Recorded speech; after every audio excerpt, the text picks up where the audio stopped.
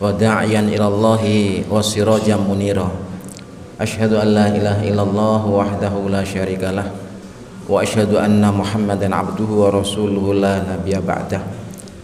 Allahumma shalli wa sallim wa barik ala nabiyyina Muhammad wa ala alihi wa ashabihi ila yaumil qiyamah.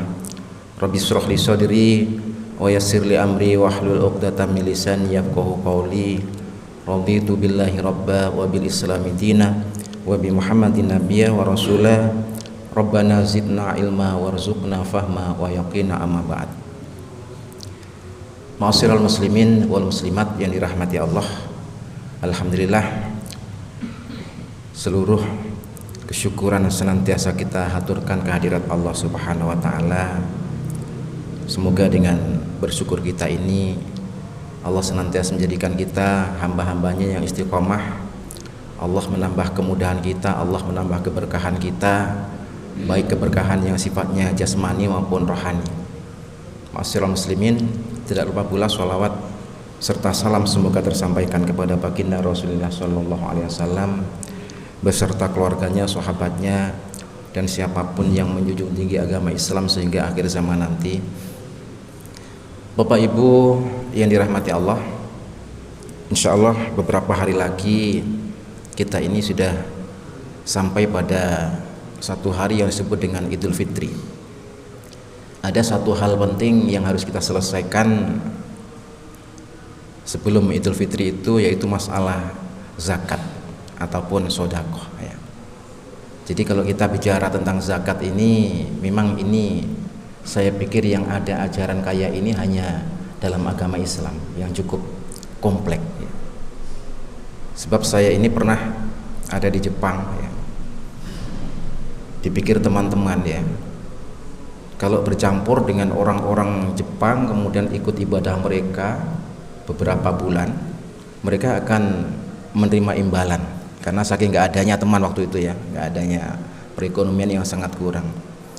Jadi di Jepang itu banyak orang yang dakwah di sana itu sebenarnya orang cantik-cantik ya. Jadi yang berdakwah itu justru bukan kayak kita yang tua-tua kayak ini, enggak ya, cantik-cantik gitu, bawa mobil datang ke apartemen-apartemen. Kalau bahasa kita bisa besok ikut pengajian ya. Itu adalah agama Shinto ya. Ya ada di antara mereka ya, karena di rumah pun nggak kerja ya, ikut pengajian dengan harapan nanti ya akhir pengajian dibawain apa-apa. Sudah sebulan pengajian ya, tiap sore itu ya diberi beras setengah kilo satu bulan. Jadi kalau kita pikir di sini beras setengah kilo tentu apa gitu lah ya. Oke, kembali pada permasalahan kita. Satu perintah Allah Subhanahu Wa Taala, wa aqimus sholata wa atuz zakah warka'u ma'ar rakiin ya. Dirikan sholat, tunaikan zakat, dan rukuklah bersama orang-orang yang rukuk. Sholat sudah. Sekarang masalah zakat. Nah, Rasulullah Shallallahu Alaihi Wasallam mewajibkan kita zakat itu atas perintah Allah Subhanahu wa taala. Dan sudah barang tentu di balik suatu perintah itu tidak ada sesuatu yang sia-sia.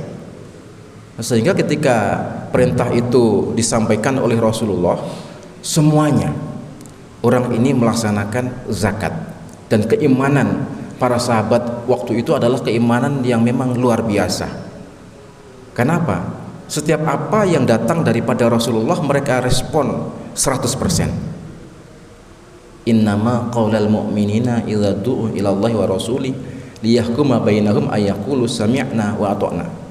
Sungguhnya ucapan seorang mukmin itu ketika Allah dan Rasulnya itu memerintahkan terhadap suatu perkara atau menghukumi terhadap suatu perkara, mereka itu nggak ada jawab lain, sami'na wa ata'na, saya dengar, saya taat, nggak ada yang lain.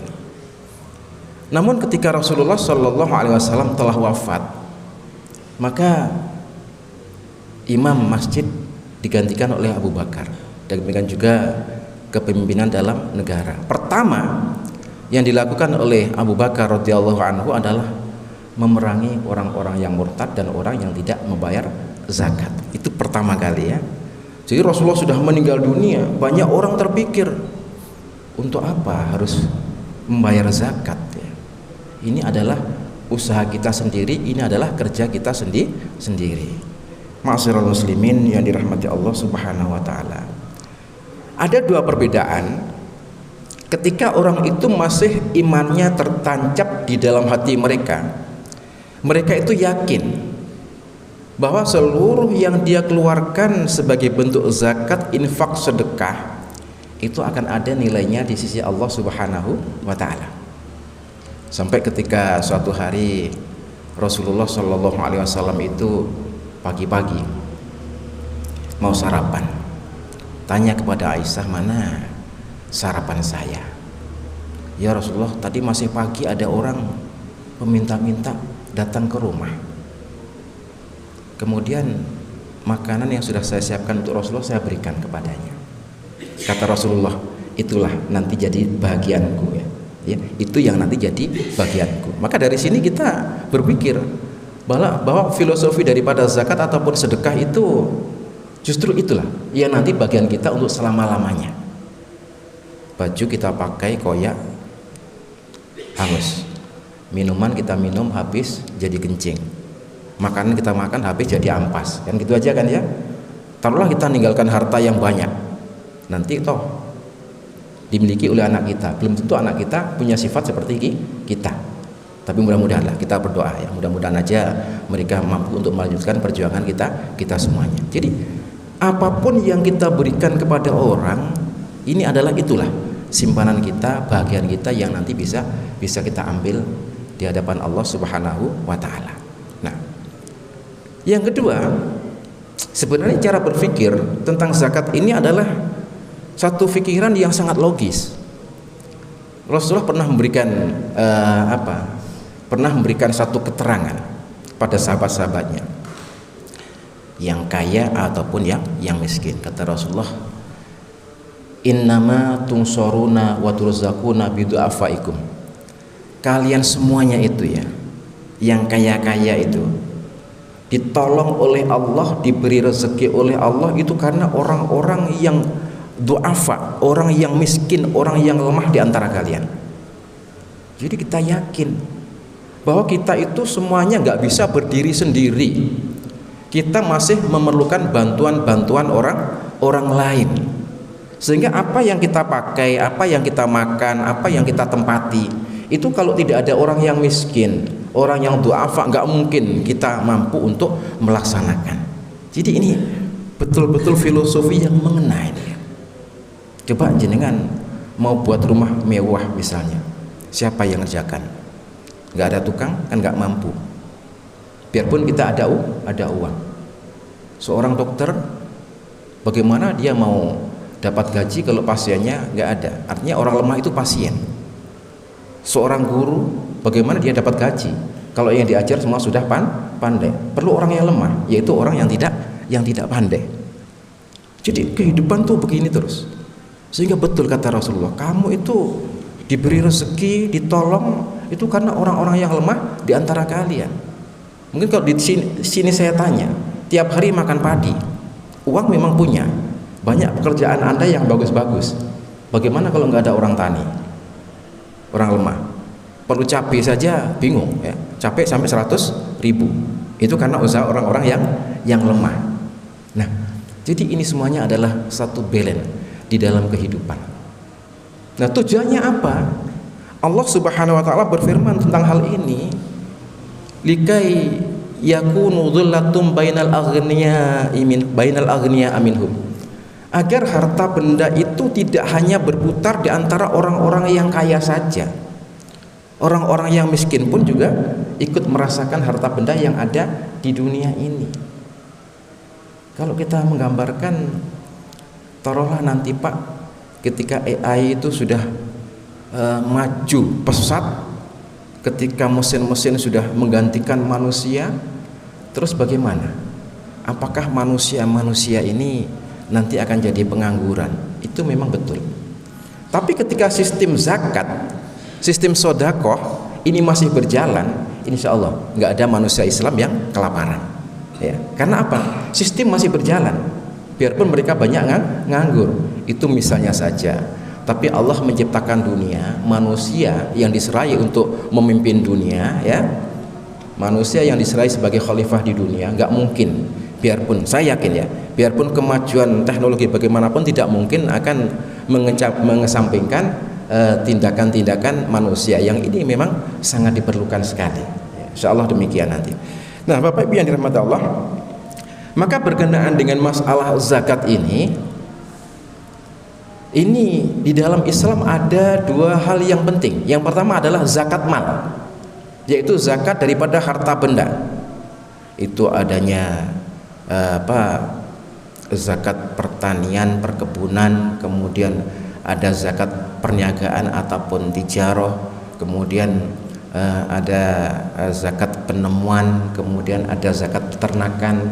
Memang semuanya itu ada zakatnya, dan semuanya itu harus ditunaikan. Cuma cara menunaikan adalah lain-lain. Misalnya zakat mal kita itu ditunaikan setahun sekali ketika itu sudah mencapai satu haul ataupun satu nisab. Haul adalah ukuran bahwa benda yang kita miliki ini sudah setahun. Senisab itu adalah ukuran berapa jumlah benda yang wajib dizakatkan atau harta yang wajib dizakatkan. Maka ini seluruh ulama menggunakan ukuran emas patokannya. Kalau kita sudah punya emas misalnya 85 gram dalam setahun ya, maka ini wajib dikeluarkan zakatnya 2,5%. Ini harta bagaimana?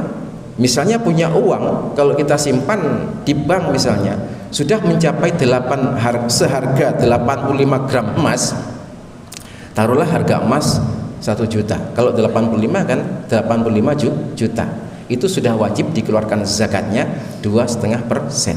Ada orang yang bertanya, Pak, saya ini punya simpanan belum sampai pada itu, tapi sudah saya sampaikan zakatnya. Alhamdulillah ya. Itu adalah orang yang sangat memperhatikan tentang apa yang diperintahkan oleh Allah dan Rasulnya. Ini sangat-sangat memperhatikan kalau sudah kayak ini. Nah, bagaimana dengan para petani? Para petani itu zakatnya adalah wa atu haqqahu yauma hasadi. Berikan zakatnya, yaitu ketika memanen. Ya, ini ada yang punya perdebatan, apakah harta masih utuh baru panen langsung diambil, ada yang 5% ketika itu airnya itu bayar ya, ada yang 10% ketika airnya itu tada hujan atau tidak membayar. Ini masih jadi perselisihan apakah dikurangi biaya ataupun tidak. Maka di sini yang jelas zakatnya adalah wajib. Masalah pertentangan nanti bisa dirundingkan di dalam agama Islam itu asal mengeluarkan zakat itu sebenarnya ya. Ma'asyiral muslimin yang dirahmati Allah Subhanahu wa taala. Nah, yang kedua, ini zakat yang terpenting untuk masa ini adalah zakat fitrah ya, zakat fitrah. Kesepakatan para ulama ini tentang ukuran nggak sama ya, tentang ukuran nggak sama. Yang jelas ukuran Rasulullah itu adalah satu sok itu 4 mud ya. 1, 2, 3, 4. Nah, cuma lek diukur cawukan kan cawukan wong Arab mbek wong Jawa gak podo kan. Tangannya kan siji-siji gitu loh ya. Sehingga di sana ketika dikonversi ditemukanlah jawaban satu sok 4 mud itu sama kurang lebihnya antara 2,5 kilo sampai 2,75 gram ya, 2 kilo 75 gram. Itu ketika dikonversi. Kalau jenengan mau zakat, Pak saya zakat 3 kilo, enggak was-was ya, enggak masalah ya, enggak masalah. Nah, yang banyak jadi pertanyaan sekarang itu begini, kalau semua ulama mengatakan ya, kebanyakan ulama Rasulullah itu zakat yaitu memakai kurma atau syair ya, gandum ya, dan ini diikuti oleh seluruh sahabat waktu itu dan seluruh ulama-ulama yang ada, bahwa diwajibkannya zakat itu adalah bahan makanan pokok. Kalau misalnya dulu di Madura itu makanan pokoknya hanya jagung, ya wajib zakat jagung. Zaman dulu di Gunung Kidul sana jarang orang tanam padi dan padi belum banyak, misalnya teowul ya wajib gaplek itu yang dizakatkan. Orang Maluku wajib dizakatkan apa, sagu ya. Ya sagu di Maluku. Kalau kita biasa makan beras ya beras. Nah, ada orang begitu dunia ini sudah maju, Maka mereka ini ya daripada ribet-ribet tak zakat uang saja. Lah ini yang banyak jadi pertanyaan kan ya, tak zakat uang saja. Jadi imam yang ketiga, Imam Hambali, Imam Syafi'i, Imam Maliki itu mensyaratkan bahwa wajib zakat adalah makanan pokok. Tapi Imam Hambali, Imam Hanafi ini mensyaratkan boleh zakat menggunakan uang. Dengan alasan apa? Sebenarnya keperluan orang-orang yang kita zakati itu bukan perlu makan saja ya. Mereka itu juga perlu keperluan yang lain. Bahwa berdasarkan hadis Rasulullah Sallallahu Alaihi Wasallam, mereka itu apa? Tidak memerlukan uang tok, tidak memerlukan makan tok. Kalau kita mau meneliti ke kampung-kampung ya, sekarang ini ya, kalau misalnya para ulama-ulama terdahulu mengadakan suatu analisa, orang-orang yang menerima zakat kalau 2,5 kilo, 5 kilo, 6 kilo, 10 kilo dan seterusnya, itu mungkin dia simpan dalam bentuk beras. Tapi ada yang menerimanya itu melebihi daripada itu, sedangkan mereka nggak punya uang untuk membeli pakaian anaknya, nggak ada ya. Yang banyak itu dia jual. Coba jenengan kalau ke kampung, yang banyak itu dia jual untuk memenuhi keperluan mereka, bukan keperluan makan saja tapi keperluan yang lain. Ketika itu dia jual, apa yang terjadi? Kalau jenengan memberikan misalnya harga beras 2,5 kilo itu sama dengan Rp43.000, jenengan beli daripada penjual. Kalau mereka yang jual itu harganya di bawah standar sudah ya. Apa mana yang suge-suge tukang beras lek nuku talayung beras sampai anake tak tuku di sakmene ae mekan. Itu masih di bawah standar. Rata-rata dari yang kita berikan standar yang sudah jelas, mereka menjualnya dengan harga di bawah standar. Makanya ma'asyiral muslimin wal muslimat yang dirahmati Allah Subhanahu wa taala. Jadi kalau kita masih yakin ya saya ini harus dengan makanan pokok, ya silahkan. Ada yang kita ikuti.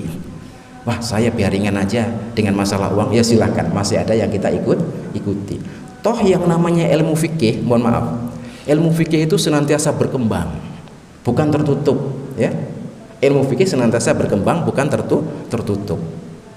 Kenapa Imam Syafi'i kok sampai membuat mazhab sendiri? Kenapa?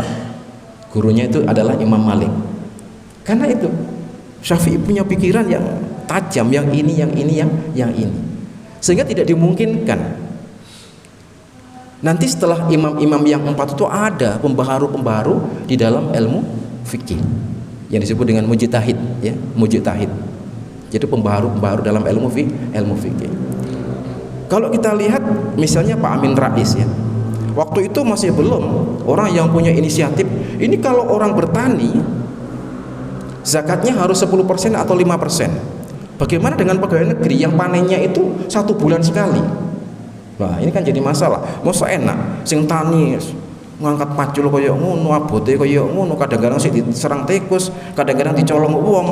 Sing karek nrimo saulan mosok gak ono zakate. Nah, maka timbullah satu pemikiran yang disebut dengan zakat profesi. Yang ini memang sudah dikembangkan pertama kali ada di himpunan putusan Majelis Tafsir Muhammadiyah ya. Namanya zakat profesi. Maka zakat profesi dia ada orang yang takut nanti biar harta saya atau gaji saya ini tidak ada tidak sampai berkurang sesuatu yang haram atau yang tidak halal, saya zakatkan awal saja ya. Begitu dapat terima langsung zakatkan, terima zakatkan. Ini bagus sekali ya kalau kayak itu. Nah, ma'asyiral muslimin wal muslimat yang dirahmati Allah Subhanahu wa taala. Tentang jumlahnya sudah. Sekarang waktu zakat fitrah misalnya ya. Waktunya itu kalau berdasarkan hadis Rasulullah sallallahu alaihi wasallam, faradha alaina zakatal fitri tuhratu lis-shaimin wa tu'matu lil masakin. Faman addaha qabla shalah fa huwa zakatun maqbulah wa man addaha ba'daha fa huwa shadaqatun minas shadaqah.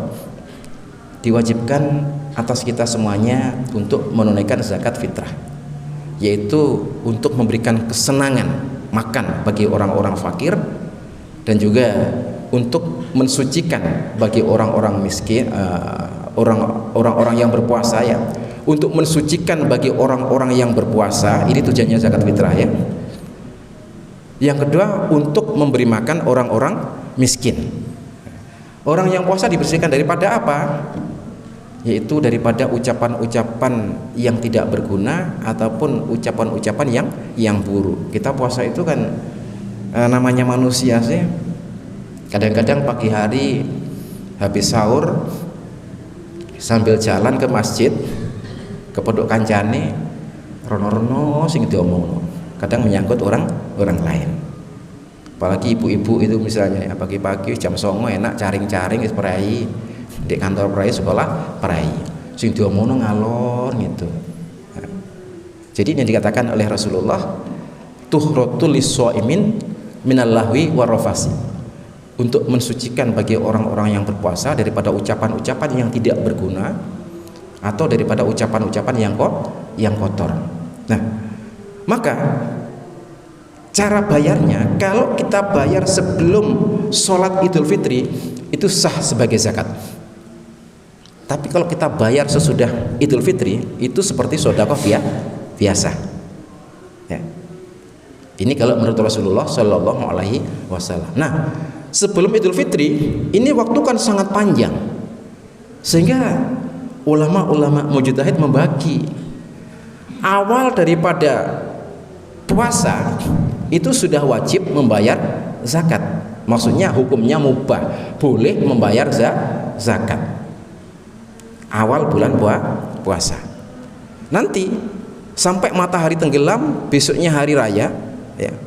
Jadi sudah masuk bulan Syawal, di sana dihukumi bayar zakat itu adalah wajib. Di sana dihukumi lagi sampai fajar, waktu subuh, sampai hari raya, sampai sholat hari raya itu hukumnya adalah sunnah. Dan nanti kalau sudah hari raya itu hukumnya adalah makruh. Sudah sholat ya, hukumnya makruh. Nanti kalau matahari sudah tenggelam hari pertama hari raya kok baru bayar zakat, itu hukumnya adalah haram. Yang enak namanya fikih itu ya kayak itulah ya, barang-barang yang sudah enak sih diprotoli ya sih. Jadi yang enak itu yus pokoknya saat durungnya sholat riyaya bayar lah beres ya. Jadi nggak usah banyak pertanyaan kita ini. Nah, ma'asyiral muslimin wal muslimat yang dirahmati Allah Subhanahu wa taala. Jadi ini adalah satu hal yang harus kita selesaikan. Sehingga ada beberapa riwayat bahwa amal-amal perbuatan orang puasa itu tidak diangkat oleh Allah sebelum zakat fitrah itu dilaksanakan. Ini adalah masalah zakat fitrah. Ada satu pertanyaan, Pak, saya ini punya anak, kemarin saya sampaikan di sana. Dia ini lahir ketika mau sholat Idul Fitri. Ya, lahir mau sholat itu namanya bayi ya. Apakah wajib dikeluarkan zakatnya? Wajib dikeluarkan zakatnya. Kemudian ada lagi yang bertanya, Pak, saya ini punya anak lahir sebelum sholat Idul Fitri, mati atau hidup dia? Mati, karena masih dalam bentuk janin, tidak wajib dikeluarkan zakatnya. Oke. Kemudian ada yang bertanya, Pak, suami saya itu ya, kita ini anak ada 6 orang, yang kerja cuma suami saya toh, kerjanya juga berat. Kalau dia ini nanti ini kerja, maka kami semuanya nggak ada yang dimakan ini untuk penghidupan keluarga. Apakah masih wajib bayar zakat?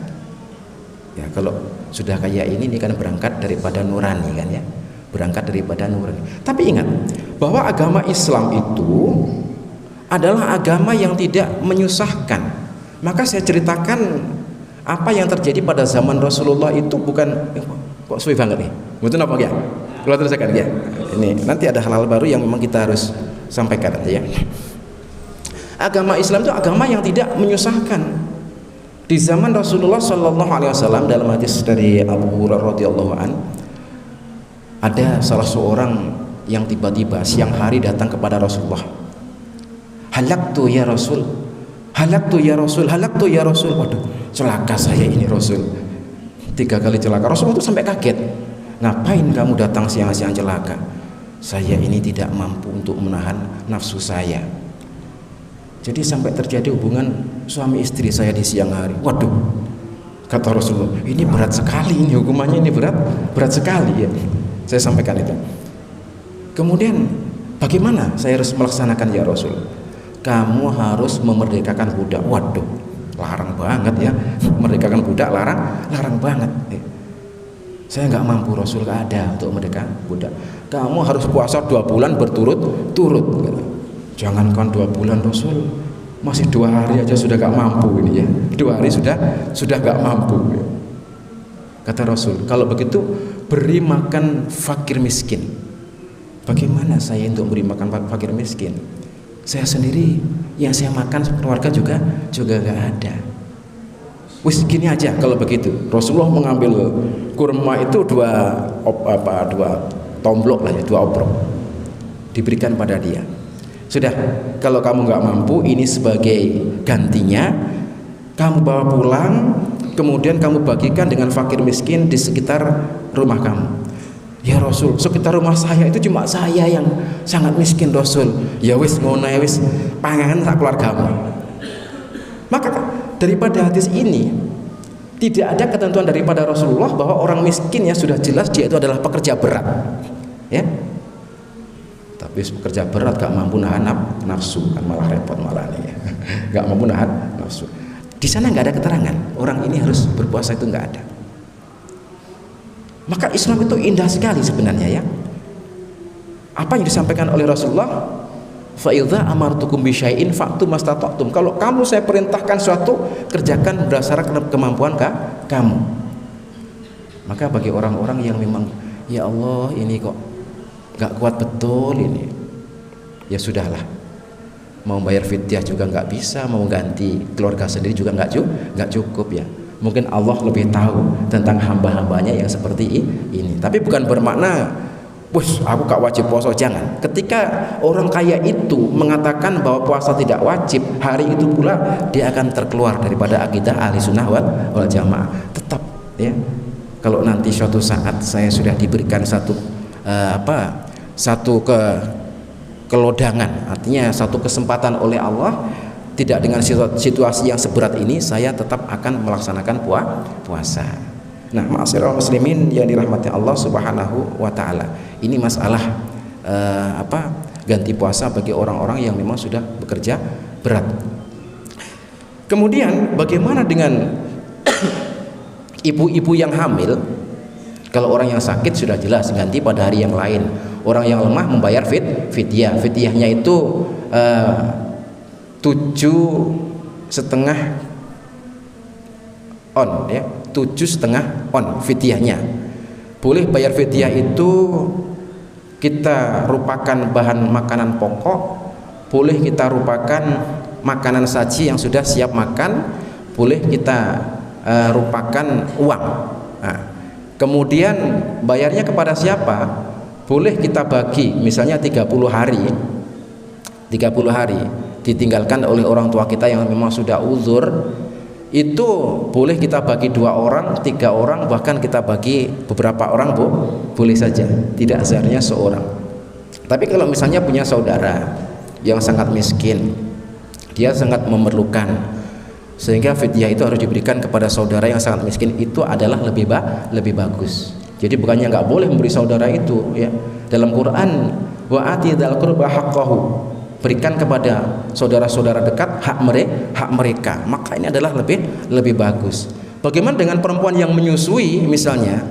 Kalau dia ini menyusui, dirinya itu sehat, cuma khawatir kalau anaknya ini nanti sampai terganggu kesehatannya, ada yang mengatakan dia wajib membayar fidyah dan juga wajib puasa, mengqadha puasa.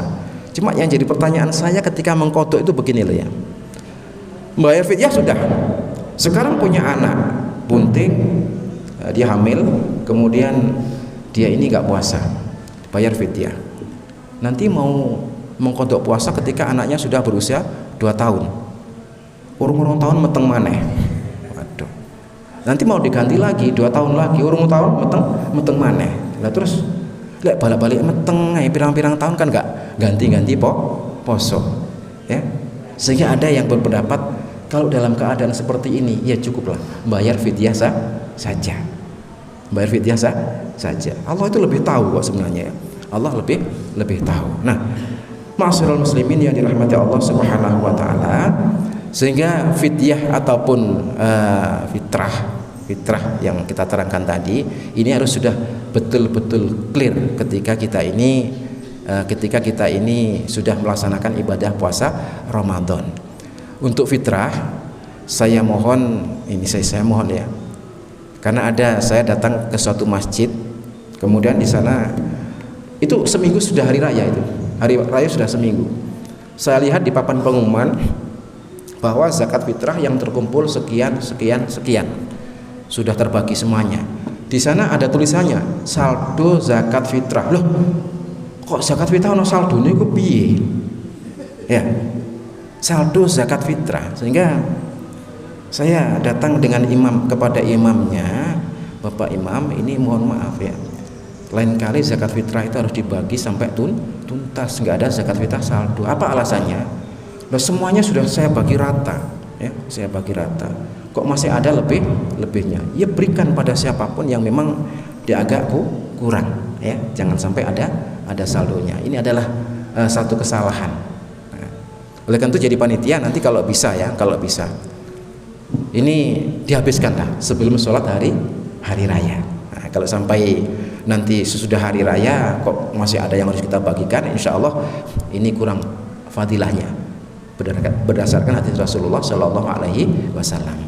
Nah, Bapak Ibu yang dirahmati Allah, barangkali ini dapat saya sampaikan.